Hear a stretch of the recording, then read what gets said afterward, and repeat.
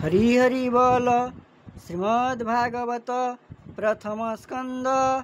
त्रयोदश अध्याय। सुतोवाच विदुर तीर्थ यात्राक्रमे मिलिले मैत्रेय आश्रमे केते दिन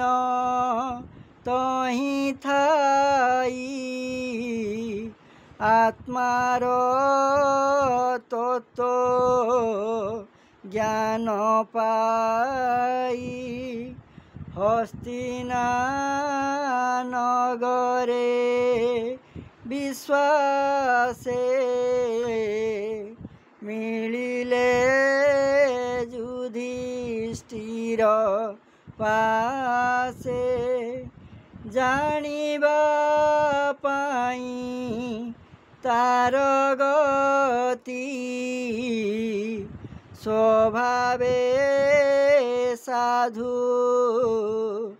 धीरमती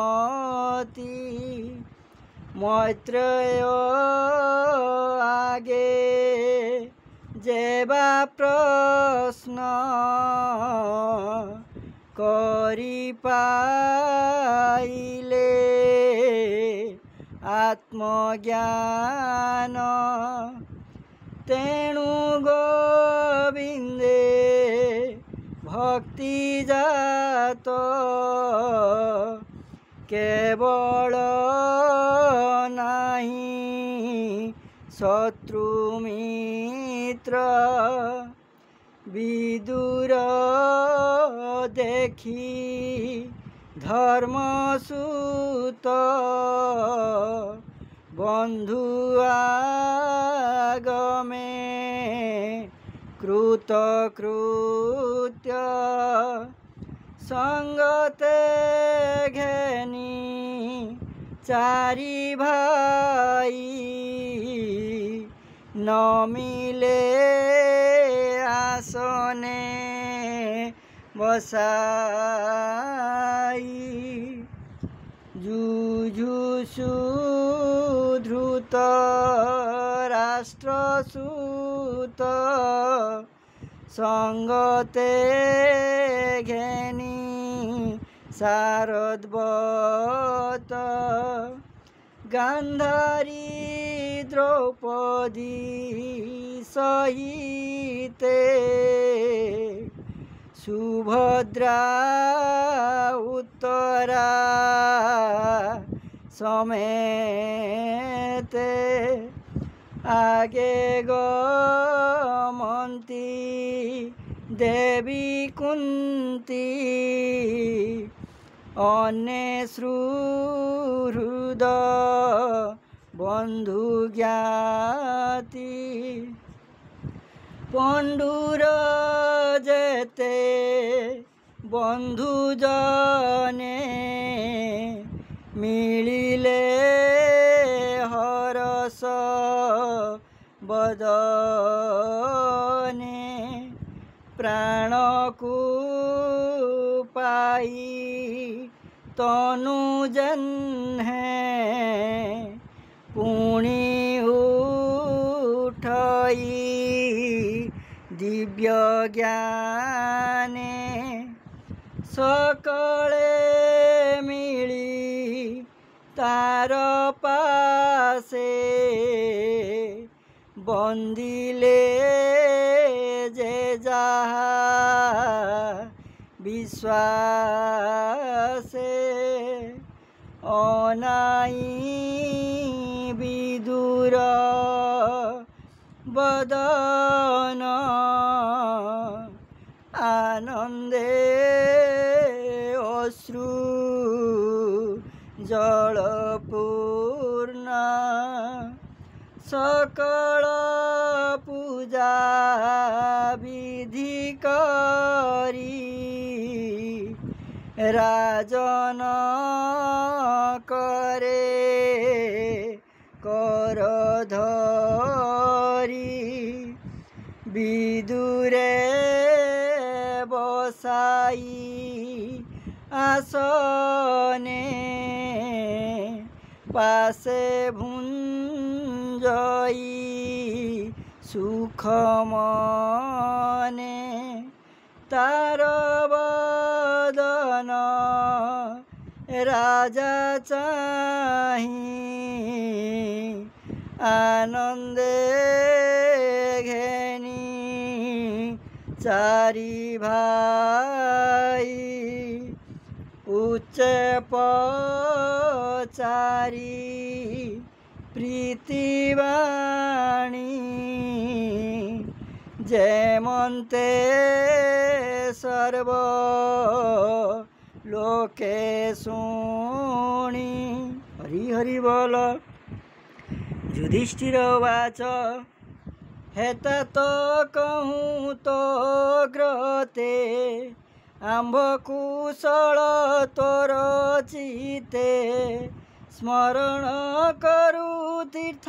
भ्रमे वन गहन बहु श्रमे तुम्भर छाया श्रेय करी सकल कष्ट ही पासरी विपद दशा जते होई बने बंचिलु पांच भाई माता सहित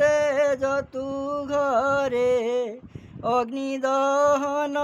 महाघोरे विषभक्षण आदि जते तो आगे कहिबि मुकेते अनेक आपद प्रमादु बंचिलु तुम्भर प्रसादु तु आम्भ स्नेह दूर करी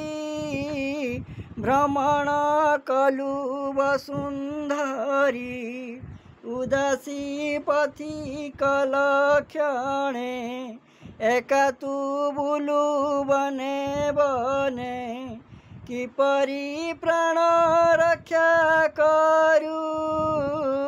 ए पथ श्रम केने हरू भ्रमिलु अवनी मंडले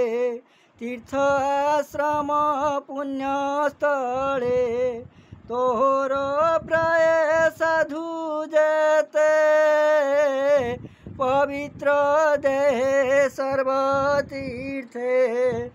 भ्रमी करन्ति पुण्यतर जाहांक चित्ते चक्रधर तुझे स्वभावे पुण्य देह प्रसन्न चित्ते ततक जादव संगे वनमाली सुख की छन्ति कुशस्थली तार भले भल मर से हरि शरण सदर सुख की अछन्ति की जादवे होता तो पचारु प्रस्तावे एमन्ते राजा वाक्य शुणी विदुर मने मने गुणी सुहृद भावे भय कला जादव क्षय न कहिला विचारे कहिबि मुजेबे जीवन छाड़िबे पांडवे केमन्ते देखिबि मुहा एते विचारी कला माया न कहे जदु वंशनाश निर्घाते छाड़िला निश्वास ऊर्ध्ववदने से विदुर कपटे कहई मधुर सर्वकुशल जा प्रसादे कृष्ण छन्ति अप्रमादे एमन्ते राजागे कही केते दिन पुरे रही ज्येष्ठ भ्रातार श्रेयार्थे सर्वजनक प्रीति मते नित्य आनंद धर्म राजा विदुर पादे करे पूजा रात्र दिवस तार संगे धर्मनंदन अनुरागे अशेष तीर्थंक महिमा के कही पारे गुण सीमा सर्व कहिला सुख मने एबे हो शुण विप्रजने मांडव्य ठारू साप पाई जम विदुर देह बही सते बरस शूद्र देहे बंचिला विष्णु माया मोहे पापींक दंडे अधिकार करंती देव दिनकर कुल रक्षक परीक्षित जानी निश्चिंत धर्मसूत एबे पांडव पांच भाई रिपु संहारी राज्य पाई गृह करणे चित्त जड़ी विष्णुर माया मोहे पड़ी राज्य करन्ते धर्मसूत मिलिला काल विपरीत केही न जाने गति तार स्वभावे अव्यक्त ईश्वर धूम पूरिला दश दिशे विदुर देखी महात्रासे बसिला धृत राष्ट्र मेले विश्वासे कहे कर्ण मूले हे व्रात शुण मौतर चल तू बेगे तेजीपुर काल मिलिला भयंकर दिश आकाश अंधकार एथकु प्रतिक्रिया नाही अव्यक्त रूप जार देही द्वापर जुग शेष हेला एकली काल प्रकाशिला आंभर प्राण हरिब एहाकु केवा निवारिब जन संपद मही तले संहार करिब एबळे देवदानव महाबल वृद्ध प्रतापी जुवा बाळ जार दर्शन मात्रे कदली बन जह्ने बाते भये कंपन्ति थरहर कातरे नेत्र पहे नीर अनित्य मनुष्य देही सार ए हार किछि नाही ए देहे जे मुक्त बंधन ताहाकु बोली महाजन देख तोहर कर्म फल नासिले भातृपुत्र बल आयुष तोर शेष हेला मरण निकट होइला अति दुखित वृद्ध देहे तोर निवास पर गृहे विशेष चक्षुहीन तुही बधिर बुद्धि आर काहीं विशीर्ण दंत तो धर कफे जड़ित कंठ स्वर अंतरे अग्नि मंद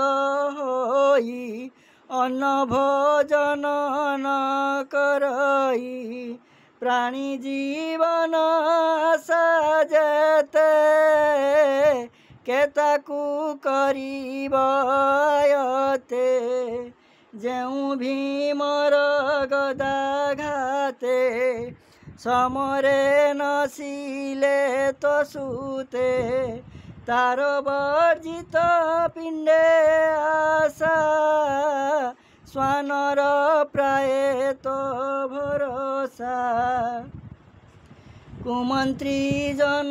संगे भाड़ी तोर कुमारे कले कली पंडुर पंचपुत्र मारी सुखे भुंजीबा राजसीरी दुष्टंक संगे विचारिले भीम को विष लड़ू देले से भीम केबे न मला ताहाकू गोविंद रखिला जतुर घरे अग्नि देले से बेले पांडवे नमले पुणी कपट पोषा करी धन संपद पहरी द्रौपदी केश धरी बळे विवस्त्र कले सभा तले ए आदि जते कर्म कले तू ताहा शुणी अछु भले से किंपा तांक चित्तु जीव मनुष्य जन्मर स्वभाव तांक दत्त पिंड खाई सेवक प्राय गृहे थाई तोर बयस आउ काहीं अति पीड़ित वृद्ध देई हरि हरि बोल दिन को दिन तनु खिन्न जैसने पुरुणा बसन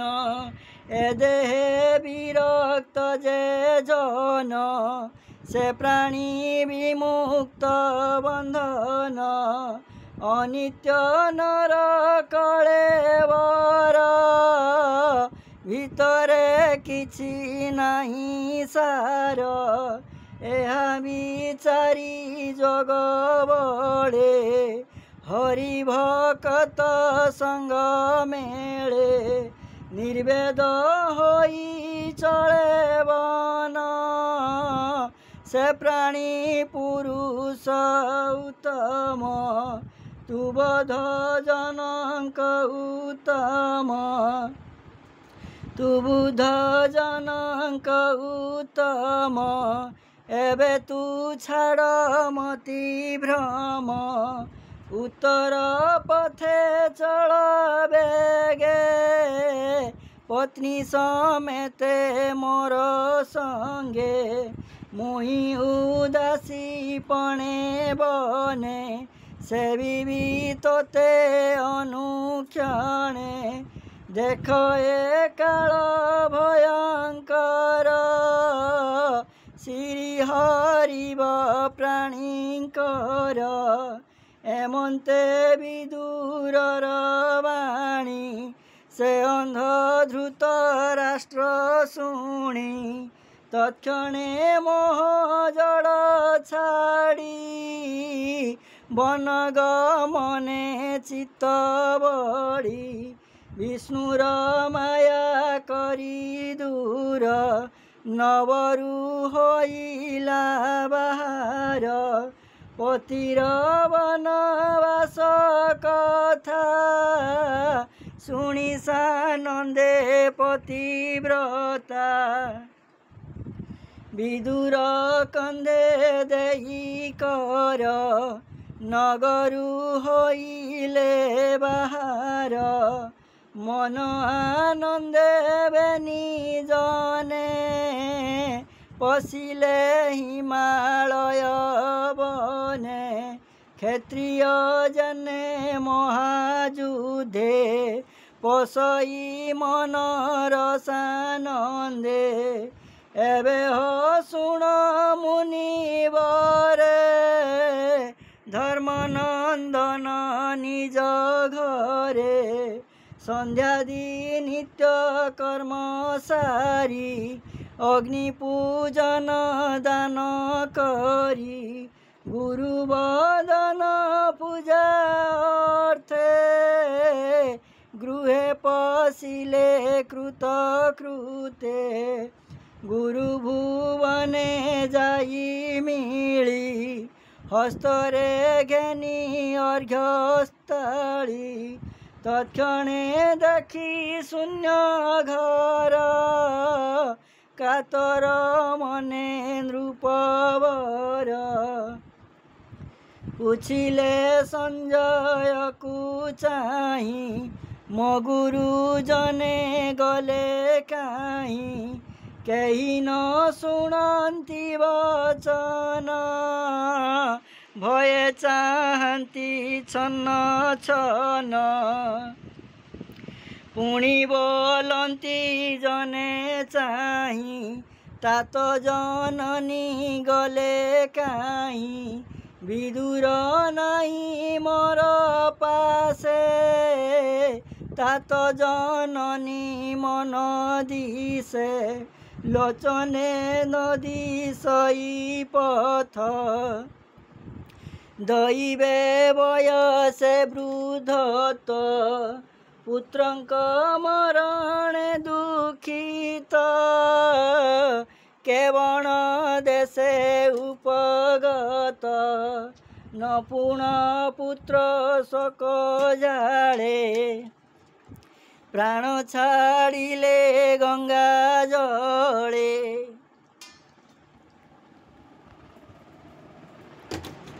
हरि हरि बोल।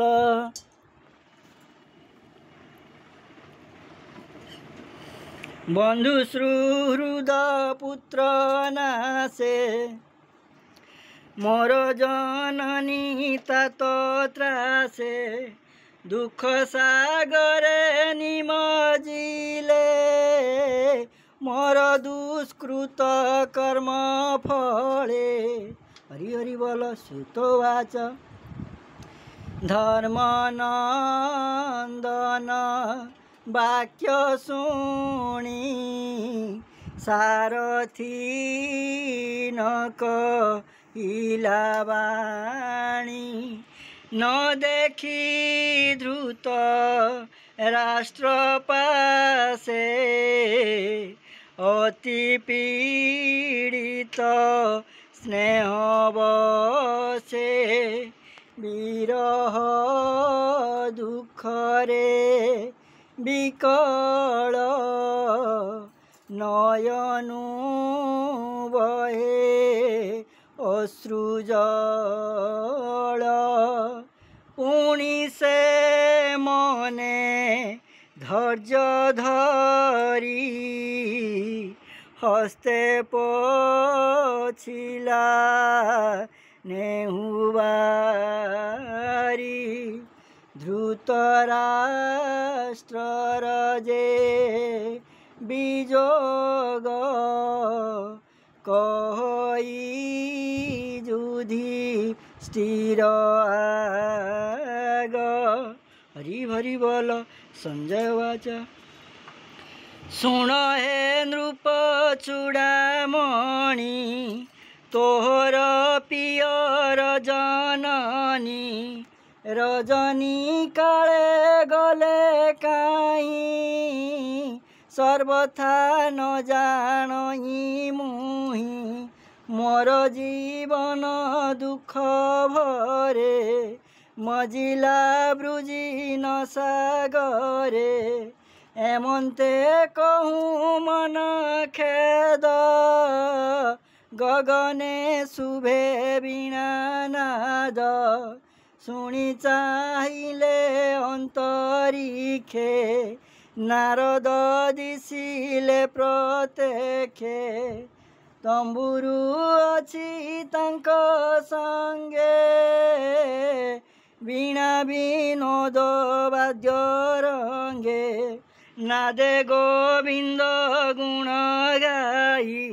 पुलकर पंथी बही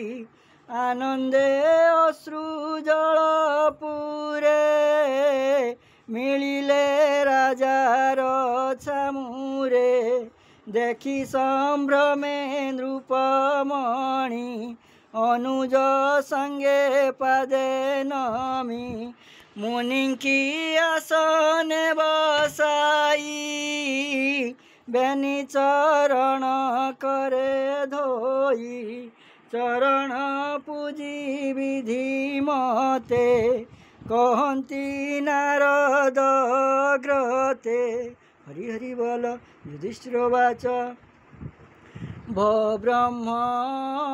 मुनि शुण भले मोता तो मात केणे गले मोर करम दुख शुण भमुनि तुम्हे भले जान